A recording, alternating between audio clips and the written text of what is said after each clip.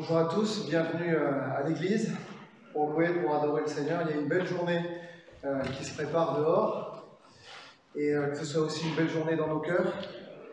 Et on va commencer par ce chant qui dit « Je veux le proclamer du sommet des montagnes ».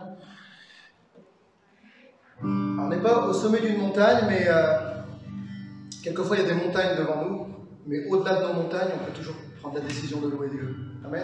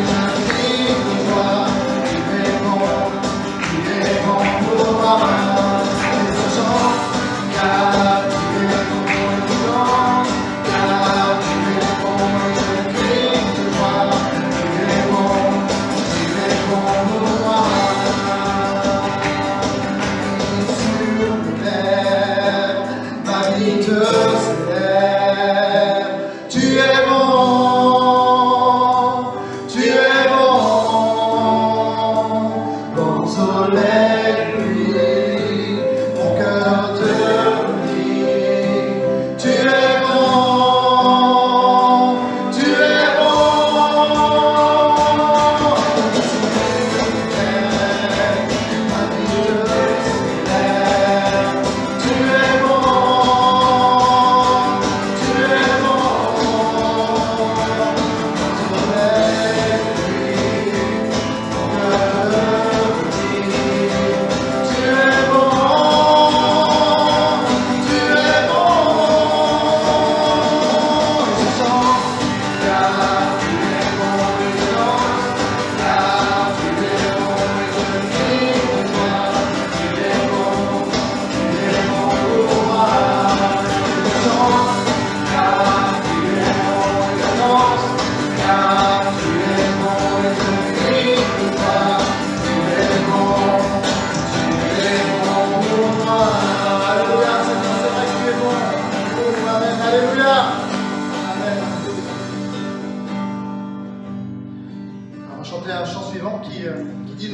roi. Alors nous les chrétiens, le roi qu'on annonce, c'est Jésus-Christ. Et c'est notre roi, le roi des rois, parce qu'il a su conquérir notre cœur. Et pas avec des armes, pas avec de la violence, mais avec son amour et sa grâce. La deuxième strophe nous parle d'un roi qui rassemble son armée. Alors je vous rassure, nous les chrétiens, on n'est pas des gens belliqueux, mais la Bible fait référence à une armure du chrétien, le casque du salut, la cuirasse de justice, la ceinture de vérité, les chaussures du zèle que donne l'évangile de paix, et l'épée de l'esprit qui est la parole de Dieu et le bouclier de la foi. Alors, nous qui sommes chrétiens, nous pouvons nous revêtir de ces armes ce matin pour annoncer, chanter et proclamer notre roi, le roi des rois, Jésus-Christ. Amen.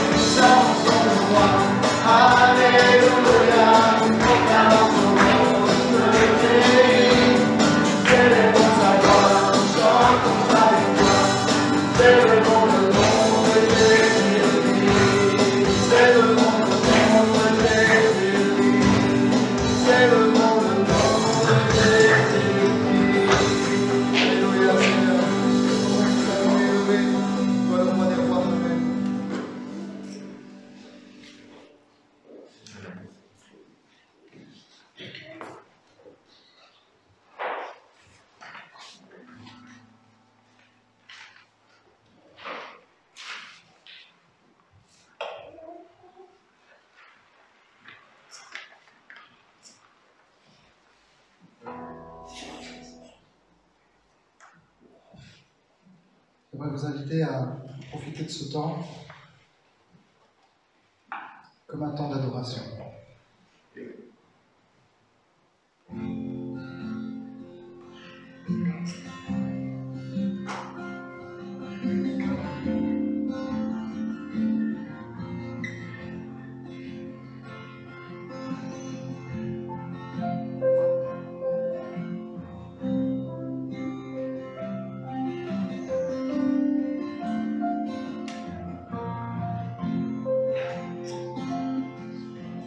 Jésus, que ton règne vienne, ta volonté soit faite en nous. Jésus, nul n'est comparable, sauveur admirable, révèle ton amour. Roi des cieux, viens vers nous, Roi des cieux, viens en nous, que ta gloire brille comme en plein midi. Roi des cieux, descends, Roi des cieux, viens pour nous, qui tiendra devant nous, car ton nom puissant nous rend triomphants. Roi des cieux, descends.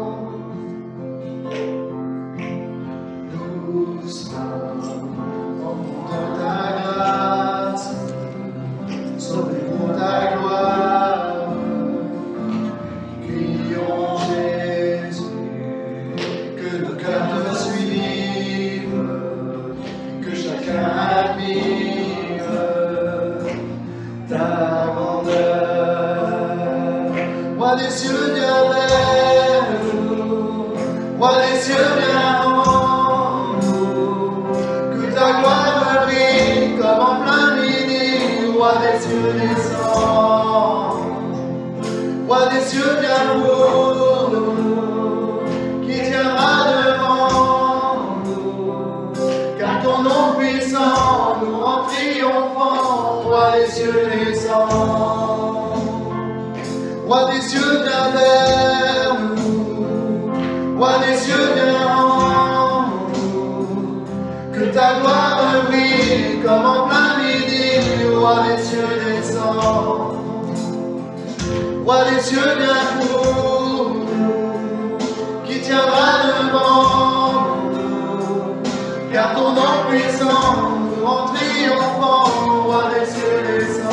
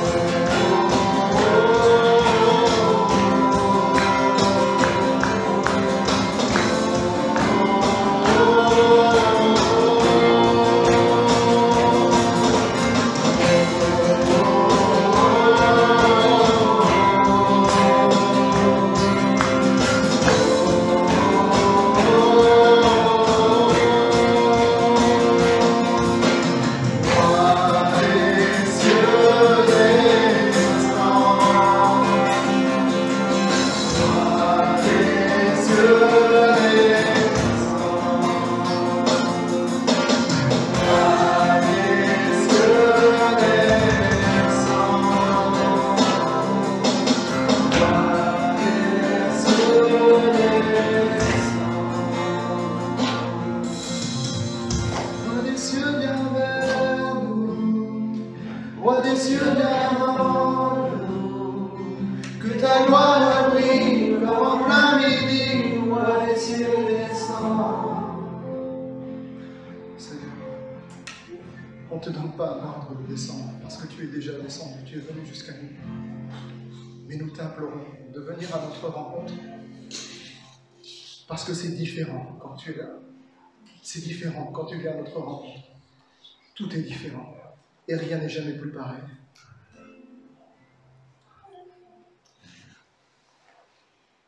Alors qu'on est là dans la présence de Dieu et qu'on loue le Seigneur, qu'on l'adore, j'aimerais chanter ce chant qui s'appelle un vieux chant, à la rivière, humble, je viens déposer tous mes péchés.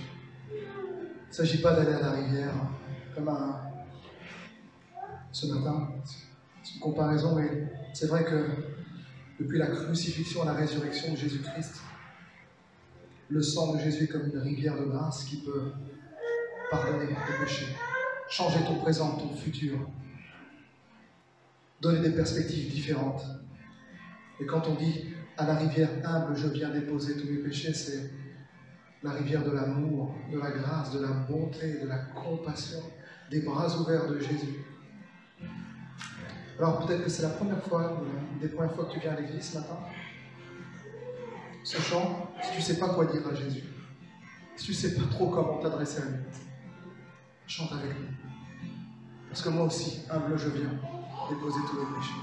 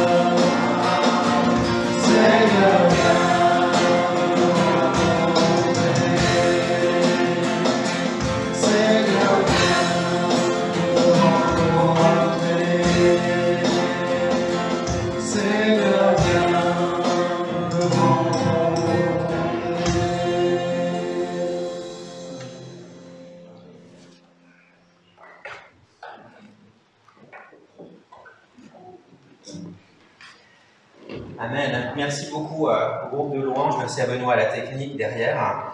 Et c'est vraiment super de pouvoir se rencontrer ce matin et de pouvoir être ensemble pour louer Dieu. Je crois que c'est vraiment la raison pour laquelle on est là, c'est pour louer Dieu, pour le glorifier, pour le remercier pour tout ce qu'il a fait. Donc je voudrais vous souhaiter en tout cas la bienvenue à tous ceux qui sont là, certains pour la première fois, Manon. J'aimerais souhaiter la bienvenue à Mickaël et Valérie, les enfants, donc, qui viennent de Saint-Brieuc. Vous avez vu le soleil un petit peu comment ça brille de ce côté-là quand on est de ce côté-là? C'est impressionnant. Hein, le matin, Mickaël est pasteur à Saint-Brieuc. Et en tout cas, bienvenue à tous. Hein, et ça fait vraiment très très plaisir de vous retrouver. Pour ceux qui viennent pour la première fois et qui ne connaissent pas notre église, donc tous les dimanches, on chante comme on a chanté ce matin, on prie aussi, et on a des messages qu'on enseigne régulièrement. Et c'est vrai que ces derniers mois, j'ai beaucoup apporté de messages sur des thèmes très très précis. On a parlé des pensées. Il y a Emmanuel qui m'a appelé cette semaine, il me dit « Ah, j'étais encore en train d'écouter ce message ». Donc voilà, on a parlé des pensées, on a parlé de toutes sortes de choses.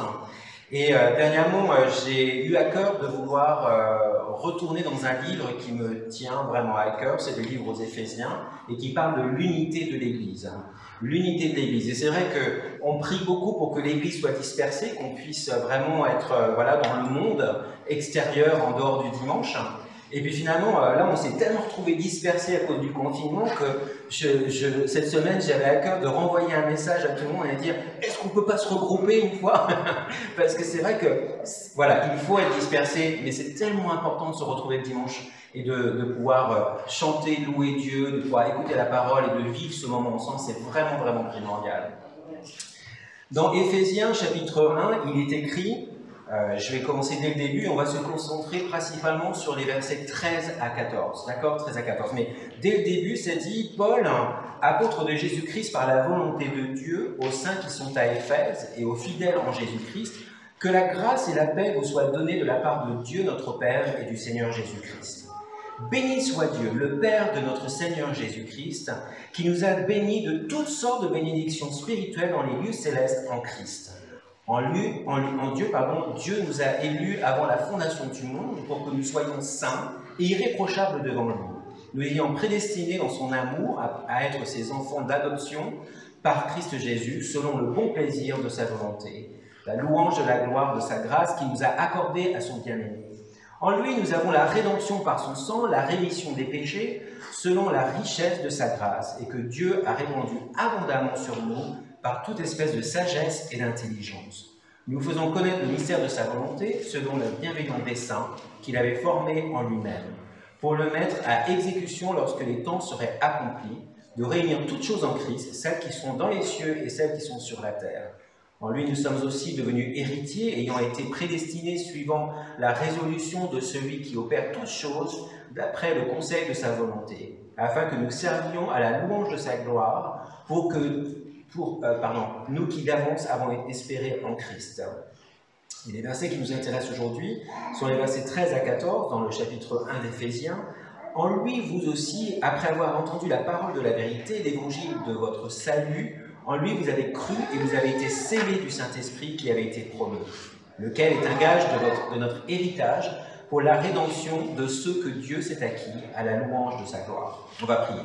Seigneur, merci pour ce temps pour ouvrir ta parole, la Bible, et de pouvoir comprendre un petit peu ce qu'elle a à nous apprendre. C'est vrai, Seigneur, que c'est un livre, des fois qu'on a en plusieurs exemplaires chez nous, des fois pas du tout même, mais c'est un livre que tu nous demandes de comprendre, de lire, pour qu'on puisse être transformé dans nos pensées, mais aussi, surtout, qu'on puisse l'appliquer dans notre vie. C'est ça qui est important. Et ce matin, on voudrait vraiment parler de l'action du Saint-Esprit. C'est quoi le Saint-Esprit? À quoi il sert? Et Seigneur, on voudrait surtout, être certain qu'on t'appartient, qu'on a cru en toi et qu'on a vraiment cet esprit, ton esprit en nous, qui va nous transformer et nous changer. Aide-nous ce matin à comprendre ce texte. Au nom de Jésus. Amen. Alors, en introduction, Paul a écrit cette lettre, en tout cas quand il était en prison. Il avait été emprisonné parce qu'il avait prêché l'évangile et on ne voulait pas qu'il prêche l'évangile. Donc on l'a mis en prison. Pendant qu'il était en prison, il a continué à écrire des lettres, notamment aux Éphésiens. Et c'était une région qu'il connaissait très très bien, puisque c'était une région où il avait fait des voyages missionnaires, il s'y était arrêté, il a même résidé là-bas pendant un moment. Et c'était une région aussi qui était très connue parce qu'il y avait beaucoup de passages au travers de cette région. C'était une des 5 villes très connues. Et c'est là aussi où il y avait le temple de la déesse Artémis, qu'on appelle aussi Diane. Et donc, il y avait pas mal de religions, il y avait pas mal de croyances, il y avait pas mal de choses qui se passaient, mais Paul, lui, ce qu'il voulait, c'est vraiment prêcher l'évangile de Jésus et que les gens comprennent qui était Jésus. Et que le salut en Jésus-Christ, c'était ça qui changeait la vie, qui transformait les vies et qui nous donnait la vie éternelle. Quand on a commencé à étudier l'épître aux Éphésiens, on a parlé de la doctrine de l'élection, dans laquelle Dieu choisit de sauver certains. Dans d'autres, d'un autre côté, on a parlé aussi du fait que l'homme est libre arbitre, qu'il peut choisir de croire ou de ne pas croire. On avait dit aussi, et Benoît l'avait répété, que ce sont 2 doctrines qui ne sont pas forcément en compétition, mais qu'il faut voir comme complémentaires. On avait parlé de la prédestination, on avait parlé de toutes sortes de choses. La deuxième fois que j'avais parlé sur Éphésiens, on avait parlé des bénédictions que nous avons reçues en croyant en Jésus-Christ. On avait abordé le thème de la rédemption, ce prix qui est payé pour nos péchés, pour être libre. Et donc on avait parlé du fait que dans l'Ancien Testament, on faisait des sacrifices pour pouvoir être pardonné de nos péchés. Mais ces sacrifices, ils étaient faits par un prêtre sacrificateur. Il fallait passer par un prêtre pour pouvoir être pardonné, alors que quand Jésus est mort sur la croix, il était le sacrifice ultime. C'est lui qui a payé par sa mort, par sa résurrection, le prix pour nos péchés, et c'est en lui qu'on peut être pardonné de nos péchés. On n'a plus besoin de passer par un prêtre, par un rabbin, par peu importe qui vous voulez, pour être pardonné. On peut aller directement à Dieu grâce à Jésus-Christ. Et on peut être pardonné. Et on n'a plus à vivre avec ce poids de la culpabilité du passé. On peut être libre. La Bible dit, tous les dimanches je vous le dis, j'espère que vous le connaissez par cœur maintenant, vous connaîtrez la vérité et la vérité vous rendra libre. J'adore ce passage. Être libre, se sentir libre aujourd'hui. Vous n'avez pas envie de vous sentir libre? Moi, c'est ce qui me fait vibrer et vivre cette liberté que je peux avoir sur cette terre, même si effectivement il y a plein de lois qu'on doit respecter, le fait de se sentir libre est quelque chose d'extraordinaire. Et donc, c'est ce que Jésus nous a offert par sa mort, la rédemption. On est libre, c'est Christ qui a payé le prix. On n'est plus sous la loi, on a parlé de ça, mais on est sous la grâce, donc il ne faut pas l'oublier. Nous avons parlé de ce que voulait dire la rémission des péchés, c'est-à-dire le pardon des péchés. Nous avions parlé de la richesse de sa grâce, de sa volonté, de l'héritage qui nous attend, dans lequel nous sommes déjà. Et aujourd'hui, comme je l'ai dit tout à l'heure, j'aurais parlé du Saint-Esprit. C'est quoi le Saint-Esprit? Dans les versets 13 à 14, je vais les relire encore, on voit les bénédictions de Dieu le Saint-Esprit. Je dis de Dieu le Saint-Esprit. En lui, vous aussi, après avoir entendu la parole de la vérité, l'évangile de votre salut, en lui, vous avez cru et vous avez été scellés du Saint-Esprit qui avait été promis, lequel est un gage de notre héritage pour la rédemption de ceux que Dieu s'est acquis à la louange de sa gloire. Ce qui est intéressant, dans un premier temps, on est passé de l'éternité passée à l'histoire du passé, et là on est en train d'avancer avec une expérience immédiate des chrétiens d'Éphèse, c'est-à-dire à partir du moment où ils croient, ils reçoivent ce Saint-Esprit, ils sont scellés du Saint-Esprit. Et donc, le Saint-Esprit a travaillé dans leur vie, ils le savaient, ils ont été transformés.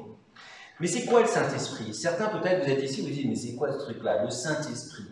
Et s'il y a une notion qui est souvent mal comprise, c'est cette notion du Saint-Esprit et son rôle. Le Saint-Esprit ou Esprit Saint est l'Esprit de Dieu, et c'est l'Esprit de Dieu qui fait partie de la troisième personne de la Trinité. Donc quand on parle de la Trinité, eh bien, on parle de Dieu le Père, on parle de Dieu le Fils, et on parle effectivement de Dieu le Saint-Esprit. Et Dieu donc est en trois personnes, comme je l'ai dit. Tout comme un arbre, par exemple, il y a des racines, il y a un tronc, il y a des branches, mais ça fait un arbre. Les trois ont des fonctions différentes, mais ça reste un arbre. Eh bien, Dieu le Père, Dieu le Fils, Dieu le Saint-Esprit ont des fonctions différentes, mais ça reste Dieu. C'est un concept qui est compliqué à comprendre peut-être, mais suivez-moi, je vais essayer de vous faire comprendre ce qu'est le Saint-Esprit ce matin. Dans le verset 13, il est écrit que nous avons été scellés du Saint-Esprit.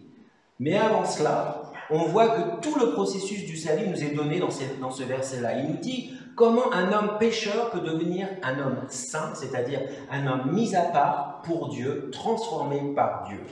Premièrement, on voit qu'il entend la parole de Dieu. C'est important, il faut d'abord entendre la parole de Dieu. C'est la parole de Dieu qui va nous convaincre, qui va corriger notre façon de penser, qui va nous reprendre dans cette façon de penser. Si on ne connaît pas la parole de Dieu, on ne va pas savoir, par exemple, que Jésus est mort pour nos péchés, qu'en lui on peut être pardonné de nos péchés, qu'en lui on peut être sauvé. Donc c'est la parole de Dieu qui va faire ce rôle, qui va nous annoncer l'évangile du salut. C'est la bonne nouvelle de Christ qui est mort pour nos péchés, qui a été mis dans un tombeau et qui est ressuscité le troisième jour, qui donne toute l'espérance aux chrétiens. 1 Corinthiens, chapitre 15, versets 1 à 5, nous dit « Je vous rappelle, frères, l'évangile que je vous ai annoncé, que vous avez reçu, dans lequel vous avez persévéré et par lequel vous êtes sauvés. Si vous le retenez tel que je vous l'ai annoncé, autrement vous auriez cru en vain. Je vous ai enseigné avant tout, comme je l'avais aussi reçu, que Christ est mort pour vos péchés selon les Écritures. » C'est la Bible qui le dit, c'est pas moi qui vous le dis, c'est la Bible qui dit ça. Qu'il a été enseveli et qu'il est ressuscité le troisième jour selon les Écritures et qu'il est apparu à Céphase puis aux 12. Souvent, on voit la croix avec une statue de Jésus accrochée sur la croix. Vous remarquez que notre croix, il n'y a pas de Jésus, il n'y a pas de statue. Ben non, il n'est plus là. En fait, la Bible nous dit que, voilà, il a été crucifié sur cette croix, mais qu'on l'a descendu de cette croix. On l'a mis dans un tombeau, on a même scellé la pierre. Mais en finalité, Jésus n'est pas resté dans ce tombeau non plus. Il n'est pas resté accroché sur la croix, il n'est pas resté dans le tombeau. On nous dit dans la Bible qu'il est ressuscité. Le troisième jour, il est ressuscité. Ça veut dire qu'il est retourné auprès du Père et aujourd'hui, il est vivant. Et aujourd'hui, on peut parler à Dieu. Pourquoi? Parce que Dieu est vivant et il nous entend. C'est ça qui est extraordinaire. On n'est pas en train de parler à une statue. On n'est pas en train de faire des prières à une statue. On est en train de parler à un Dieu qui est vivant. Même si on ne le voit pas, on sait qu'il vit. Et c'est ça qui est extraordinaire. C'est ça qui change toute notre vie, en fait. Les Éphésiens étaient des païens.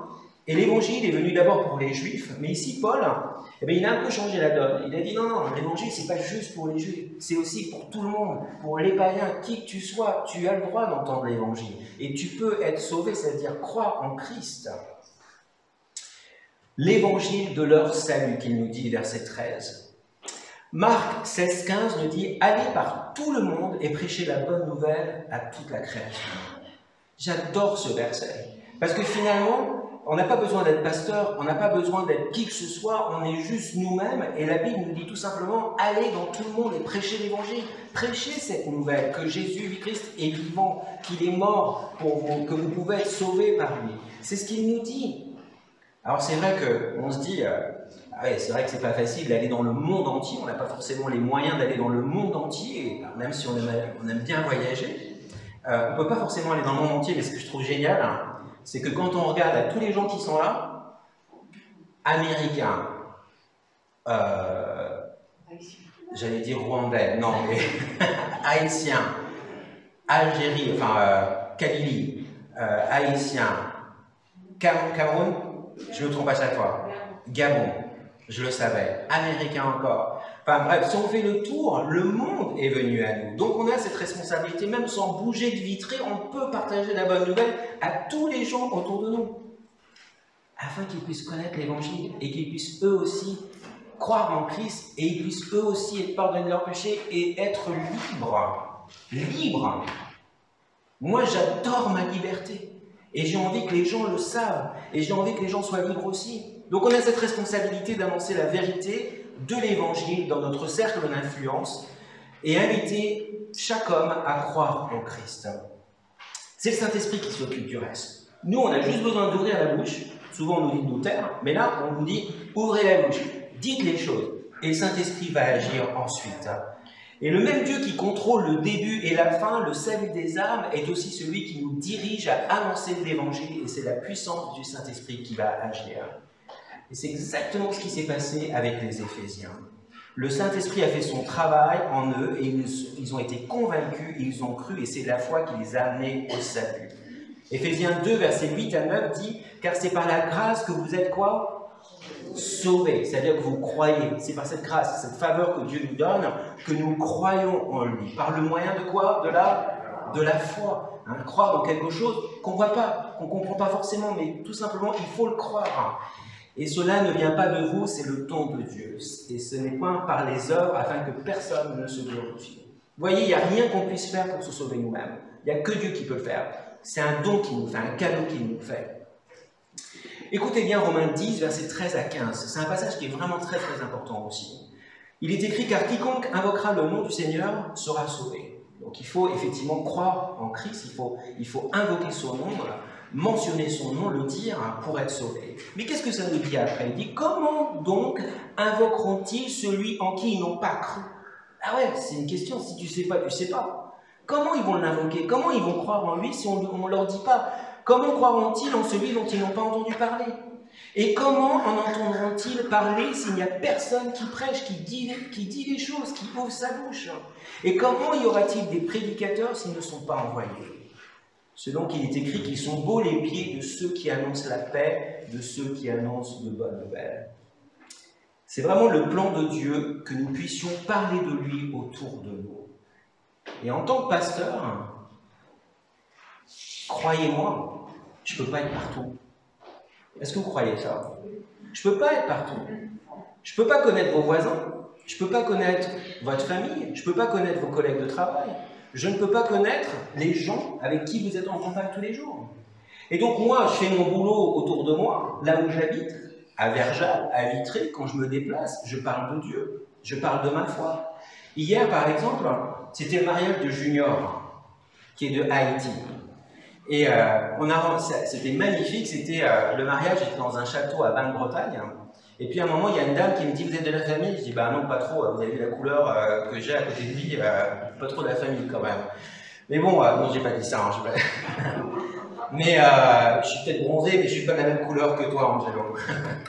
Mais à un moment, elle me dit « Ah bon, mais vous êtes qui ?» Je dis « Je suis pasteur. » Bah oui, c'est vrai que je suis pasteur. Et donc du coup, on a pu parler un petit peu, et puis elle me dit « Mais ils sont pratiquants ?» Bah oui, plutôt. Ils sont un peu pratiquants quand même. Et donc ils ont fait le choix de se marier. Mais vous voyez, annoncer l'évangile, parler de Dieu, c'est tellement facile. Ça ne demande pas grand-chose. Ça ne demande pas trop d'efforts. C'est le Saint-Esprit qui va faire l'œuvre. Mais nous, tout ce qu'on a besoin de faire, c'est d'aller et de parler aux gens. C'est bête, mais c'est vraiment bête. On n'a pas besoin de faire d'études pour ça. Et donc, si chacun comprend que quand on se rassemble le dimanche, c'est super, on s'encourage, mais que dans la semaine, eh bien, on part tous là où on est, et qu'on parle de notre foi aux gens, mais les gens vont croire. À un moment, les gens vont vouloir être libres, ils vont vouloir croire en Christ. Et c'est là où ça fait toute la différence. Si vous connaissez un bon tuyau, généralement, vous avez envie de le dire aux autres, n'est-ce pas? Hein? Oui, non? Quand on connaît quelque chose, quand on sait que, voilà, on a trouvé, je sais pas, le bon plan pour quelque chose, on a envie, alors peut-être que des fois on n'a pas envie de le dire, hein, on veut le garder pour soi. Mais vous voyez, quand on connaît l'évangile, quand on connaît la liberté qu'on a en Christ, quand on connaît le pardon, le fait qu'on peut avoir la vie éternelle et tout ça, c'est quelque chose qu'on a envie de partager. Quand on voit quelqu'un qui est malheureux à côté de nous, on se dit, mais si seulement il connaissait Christ, bah ouais, mais si seulement il connaissait Christ et tu dis rien, il va jamais le connaître, il va jamais se sentir libre, il va jamais se sentir pardonné. Alors après, il est écrit que, effectivement, nous sommes scellés par le Saint-Esprit. Les chrétiens sont scellés, les croyants sont scellés au même moment, en tout cas, où ils entendent parler d'Évangile et au même moment qu'ils croient. Il y a certaines églises, certains croyants qui disent « Ah non, c'est en 2 phases ». Non, ce n'est pas en 2 phases. C'est au même moment. Et on voit que la sécurité et la protection que nous apporte ce Saint-Esprit fait toute la différence dans notre vie. Quand on sait à qui on appartient, quand on sait qu'on est en sécurité parce qu'on a le Saint-Esprit en nous, qu'on est protégé par le Saint-Esprit, c'est extraordinaire. Éphésiens 4, verset 30 nous dit « N'attristez pas le Saint-Esprit de Dieu, par lequel vous avez été scellés pour le jour de la rédemption. » On voit que le Saint-Esprit, quand il est en nous, comme cela, quand on le reçoit en nous au moment où on croit, eh bien, on sait qui on est, on sait en quoi on croit. Il y a cette notion d'authentification, d'approbation. Jean 6, 27 nous dit « Travaillez non pour la nourriture qui périt, mais pour celle qui subsiste pour la vie éternelle, et que le Fils de l'homme vous donnera, car c'est lui que le Père, que Dieu a marqué de son sceau. » Tout comme une signature sur une lettre atteste l'authenticité du document, de qui vient le document. Quand on était roi, vous voyez dans les films, ils écrivaient une lettre, ils faisaient couler de la cire, et puis ils avaient une belle chevalière, et paf! Ça, c'était le sceau du roi. Ça veut dire que la lettre avait été écrite par le roi, et quand tu recevais cette lettre, tu savais d'où ça venait. La présence de l'Esprit en nous prouve qu'on est chrétien ou pas, qu'on est authentique ou qu'on ne l'est pas. L'Esprit va aussi agir en nous pour nous transformer. Il y a ce passage dans Galates, chapitre 5, versets 22-23, qui dit « Le fruit de l'Esprit, c'est quoi? C'est l'amour, c'est la joie, la paix, la patience, la bonté, la bénignité, la fidélité, la douceur, la tempérance. » C'est ce que l'Esprit de Dieu va faire en vous. Si vous acceptez Jésus-Christ dans votre vie, que vous avez l'Esprit de Dieu qui entre en vous à ce moment-là, eh bien l'Esprit va vous transformer et va produire l'amour en vous, va produire la fidélité, la douceur, la tempérance. Alors ça ne veut pas dire que des fois on ne s'énerve pas, des fois qu'on n'est pas forcément aimant, des fois on ne dit pas forcément les choses qu'on devrait dire, des fois on n'est pas forcément patient. Mais c'est en tout cas ce que le fruit de l'Esprit, c'est ce que l'Esprit produit en nous en principe.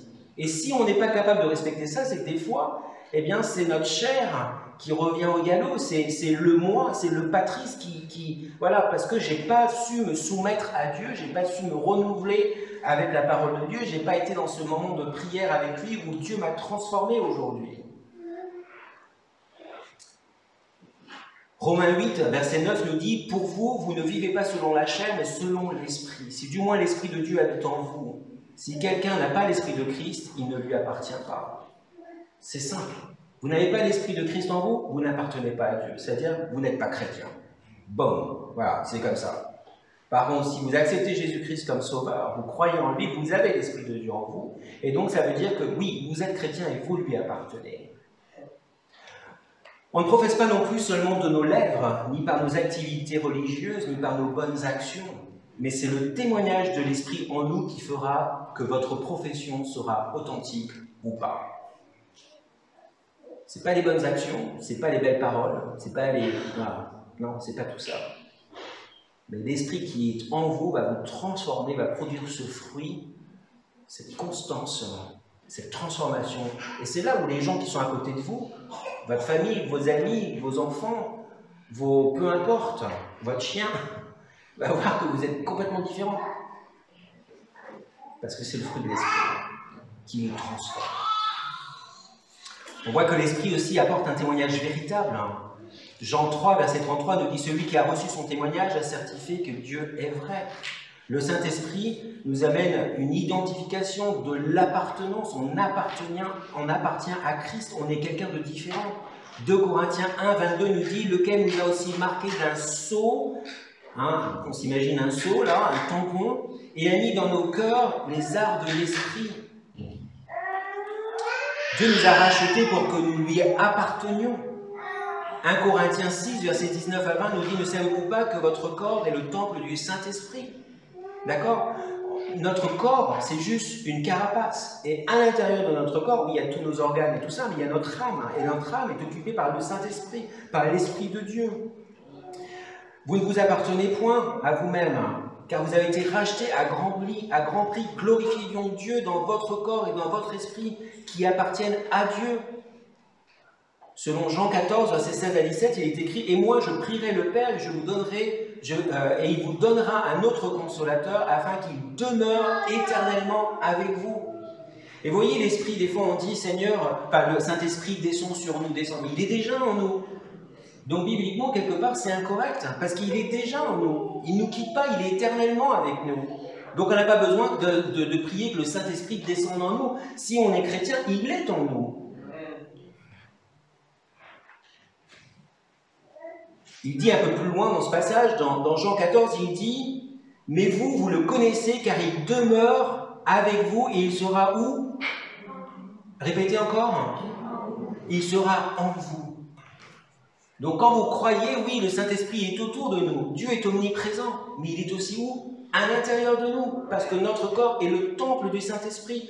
Donc quand vous vous sentez seul, quand vous n'allez pas bien, quand vous êtes à Tataouine ou peu importe, vous allez partir en vacances, vous allez retourner chez vous, le Saint-Esprit va vous accompagner parce qu'il est où? Il est en vous. Et ça, il ne faut pas l'oublier. Des fois, j'entends, mais où est Dieu? Il est où Dieu? Regarde à l'intérieur de toi, peut-être que tu ne le connais pas bien parce que finalement, tu ne cultives pas cette relation avec lui. Mais s'il est en vous, il est ailleurs, mais il est aussi en vous. J'avance. Ce qui est formidable aussi avec le Saint-Esprit, c'est qu'on voit que, eh bien, finalement, nous sommes, je dirais, la transaction est terminée. C'est-à-dire, à partir du moment où on est sauvé pour toujours, quoi. On est sauvé une fois pour toutes. Et à partir du moment où on reçoit le Saint-Esprit en nous, on le reçoit une fois pour toutes. C'est pour ça que, par exemple, quand il y a un document qui est officiel, un document de divorce, un document de vente de maison ou d'achat de maison, ou peu importe, que le notaire ou l'avocat met le tampon et il signe, ça veut dire que la transaction est terminée, c'est bon, c'est fini. Et si on reçoit le sceau du Saint-Esprit, eh bien c'est la même chose, on est sauvé, c'est tout, c'est bon, basta. On n'a plus besoin de faire quoi que ce soit, c'est fait une fois pour toutes. Fini.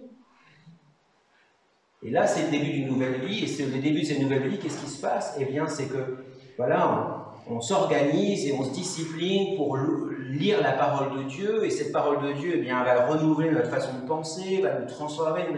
Et puis, on va passer du temps avec Dieu parce qu'on l'aime, parce qu'il nous a sauvés, parce que Jésus est mort sur la croix. Et donc, qu'est-ce qui se passe? C'est qu'au travers de la prière, au travers du Saint-Esprit, eh bien, tout se met en sens, tout ce travail se met en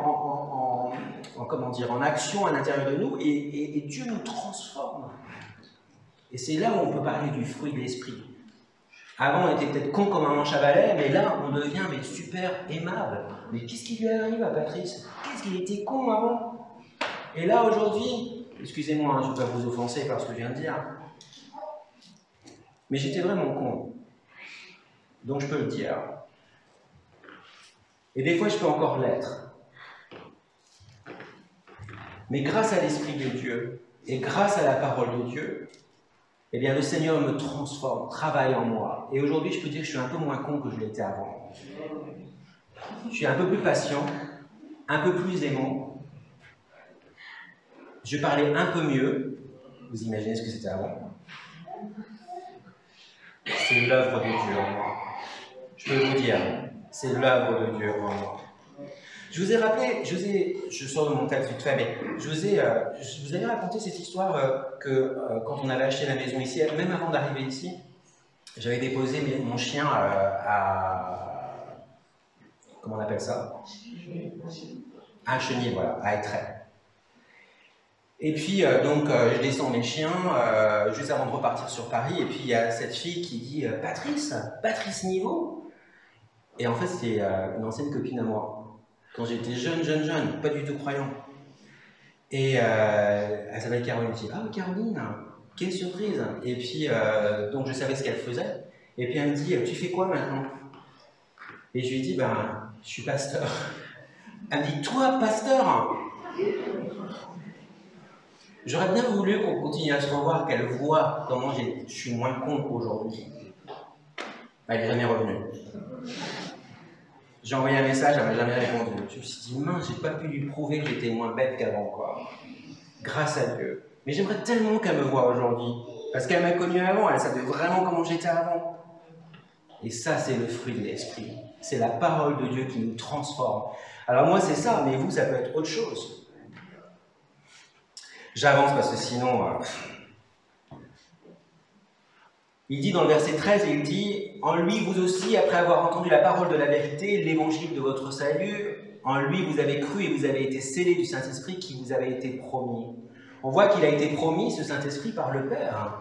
Dans Joël 2,28, il est écrit « Après cela, je répandrai mon esprit sur toute chair. » Acte 1, versets 4 à 5, comme il se trouvait avec eux, il leur recommanda de ne pas s'éloigner de Jérusalem, mais d'attendre ce que le Père avait promis, c'est-à-dire quoi? D'être baptisé d'eau, mais aussi d'être baptisé du Saint-Esprit. On voit aussi qu'il a été promis par Jésus-Christ. Je n'ai pas lu tous ces passages, il me semble. Mais dans Luc 24, 49, il est écrit « Et voici, j'enverrai sur vous ce que mon Père a promis, mais vous restez dans la ville jusqu'à ce que vous soyez revêtus de la puissance d'en haut. » Il parle de la puissance de l'Esprit. Jean 15, 26, « Quand sera venu le Consolateur, le Saint-Esprit, c'est un autre nom pour le Saint-Esprit, que je vous enverrai de la part du Père, l'Esprit de vérité qui vient du Père, et il rendra témoignage de moi. » J'aime bien l'Esprit de vérité. C'est ça aussi, le Saint-Esprit, c'est l'Esprit de vérité.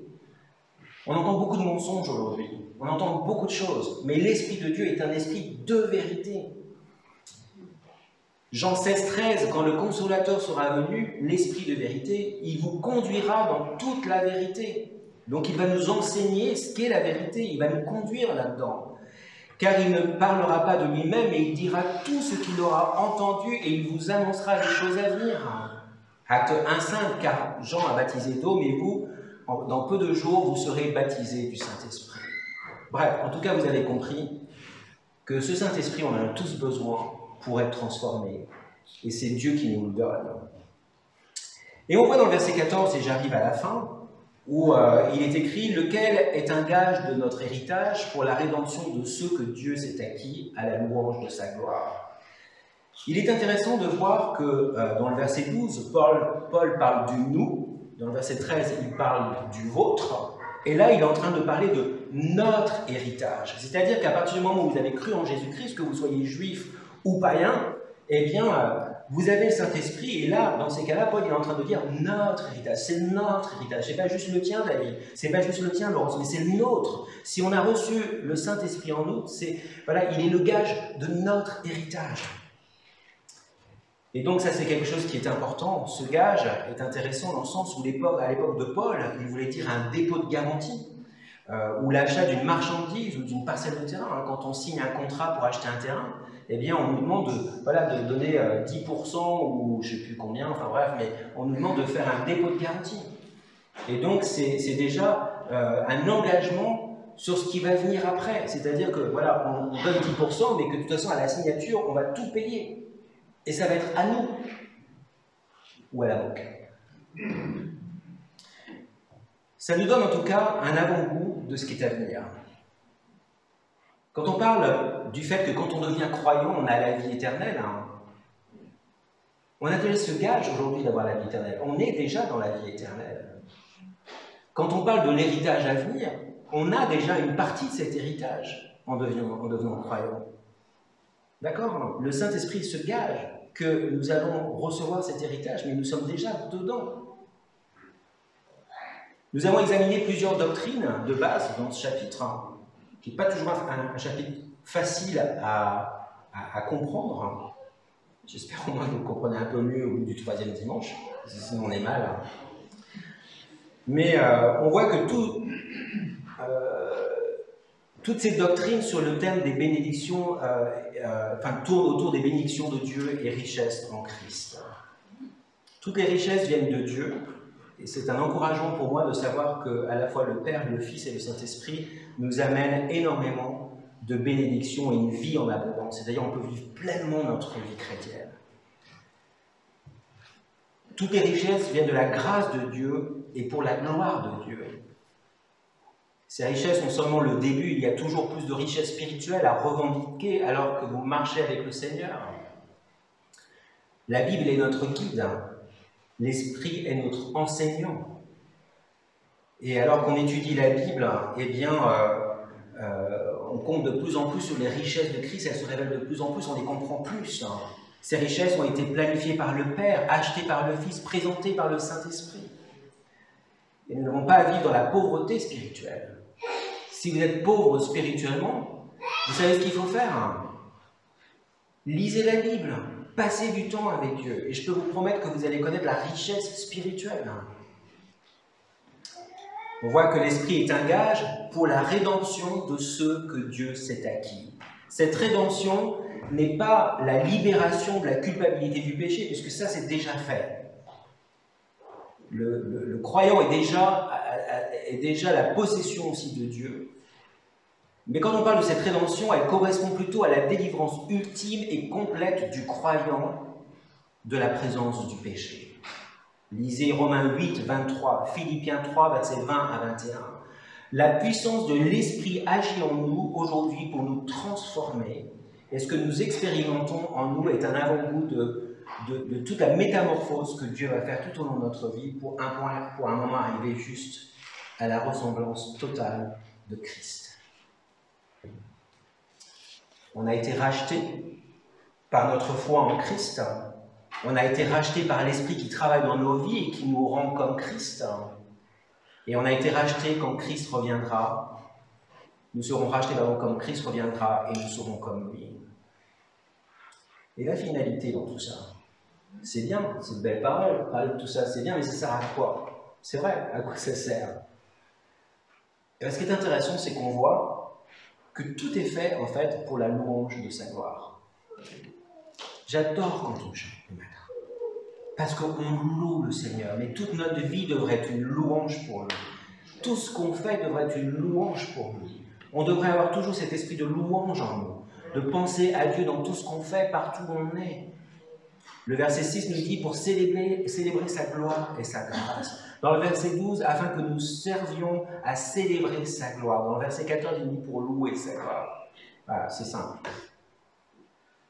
Tout ça, il l'a fait pour lui. Pour que nous, à partir du moment où on croit en lui, on puisse le louer. Est-ce que vous êtes d'accord avec ça? T'as le temps pour un dernier chant? Alors je vous invite à tout ça. Si j'ai entendu beaucoup de oui, hein. Aucun non. Donc maintenant, je vais vous demander de vous lever tous. Comme David doit partir au travail tout à l'heure, je vais laisser chanter et après je vais faire quelques annonces. D'accord? Hein? Il y a le temps? Non mais viens. Parce que moi aussi, sinon je vais parler. Bah, je peux faire les annonces maintenant. Donc, mardi soir, si vous voulez vous instruire, donc Benoît fait de bonnes études, mardi soir à 20h30 ici. Donc si vous voulez venir à 20h30 ici, il y a des études bibliques. Et c'est vraiment génial. Il y a un très très bon échange. Donc mardi soir à 20h30. Samedi matin, nous avons la réunion de prière à 9h. Donc soyez présents aussi si vous pouvez. On échange beaucoup, on prie vraiment les uns pour les autres. On prie pour certaines personnes que je vois ce matin là. C'est tellement important de prier les uns pour les autres. C'est tellement important aussi de prier, par exemple, pour les gens de notre famille qui ne connaissent pas Dieu encore. C'est tellement important de prier pour notre Église. C'est tellement important de prier pour la santé des uns et des autres. Entre parenthèses, priez pour Marie-Vonne Trovalet qui ne va pas bien. Elle a recommencé ses chimios. Donc priez aussi pour Marie. Mais il y a pas mal de gens malades. Il y a Chantal Odiguet aussi qui n'est pas bien. Mais donc, quand on se réunit le samedi matin, c'est pour prier ensemble. Donc voilà, je vous invite à venir mardi soir si vous pouvez. Samedi matin. Avant de partir, il y a les corbeilles qui sont juste là, parce qu'on ne peut plus passer les corbeilles, en fait, le long des rangs à cause du Covid. Mais voilà, une bonne façon aussi de louer Dieu, c'est en donnant. D'accord? Je disais hier que mon pasteur aux États-Unis disait toujours qu'on n'est jamais plus comme Jésus que quand on donne. Et donc, une bonne façon de louer Dieu, eh bien, c'est aussi de redonner une partie de ce que Dieu nous donne. D'accord? Donc, n'oubliez pas ça, c'est vraiment important. Et sinon, je vous amènerai le trésorier bientôt devant qui vous parlera des finances de l'Église qui sont en berne. Elles aussi, elles sont masquées. Donc voilà, je vous encourage à donner. David, je te laisse ce dernier chant. Que le Seigneur vous bénisse richement. Je suis là cette semaine, si vous avez besoin de parler, n'hésitez pas à appeler ou à appeler Benoît. Mais voilà, que le Seigneur vous bénisse et bon dimanche. Merci, pasteur. On va chanter un dernier chant qui parle de Jésus. Tu transformes l'eau en vin, et c'est vrai que c'est le premier miracle que Jésus a fait. Toucha les yeux de ta main, nul n'est comme toi, et c'est bien pour ça qu'on l'a accepté dans nos vies, c'est parce que nul n'est comme lui. Et je ne savais pas trop quoi chanter pour le dernier chant, mais comme j'aime bien la fin qui dit « Si Dieu est pour nous, qui sera contre nous ?» C'est bien d'amener comme ça, si Dieu est pour nous, qui sera contre nous? La personne en fait.